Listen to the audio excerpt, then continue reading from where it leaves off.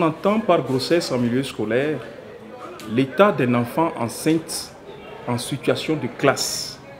Entendez un être de moins de 18 ans. Les grossesses en milieu scolaire, c'est autour de cette thématique que s'est déroulée à Cotonou la 4e conférence de presse de l'ONG ESAM Entendez, Enfants solidaires d'Afrique et du monde. Une activité qui entre dans le cadre de l'un de ses projets sur le plaidoyer pour la protection des enfants au Bénin. Nous sommes dans une concurrence d'effets de mode et cela s'observe. Surtout dans les collèges, vous avez des jeunes qui viennent avec le phénomène de iPhone. Peut-être que vous n'en savez pas, mais ça fait beaucoup de ravages. Moi aussi je veux l'avoir, moi aussi je veux l'avoir.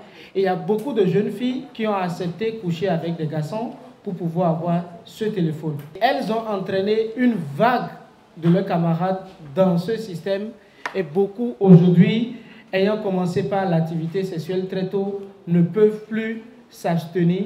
Et donc, initiation, c'est de là qu'est né le phénomène de la tontine sexuelle. L'ignorance en est pour quelque chose. La naïveté également. La mauvaise compagnie.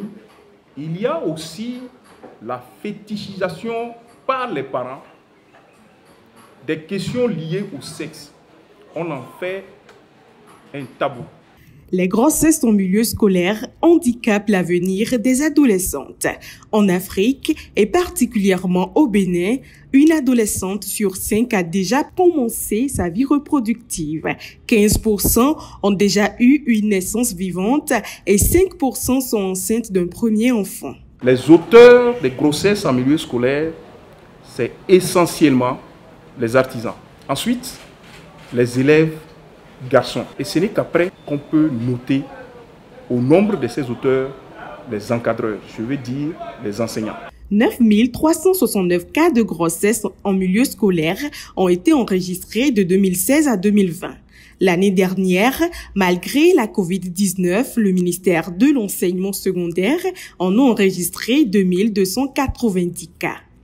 Le tout ne suffit pas de discuter avec l'enfant sur ses études et tout ce qu'il y a. Il y a des moments où les enfants ont vraiment des questions parce qu'il a peut-être entendu quelque chose au dehors. Il a vraiment envie de comprendre.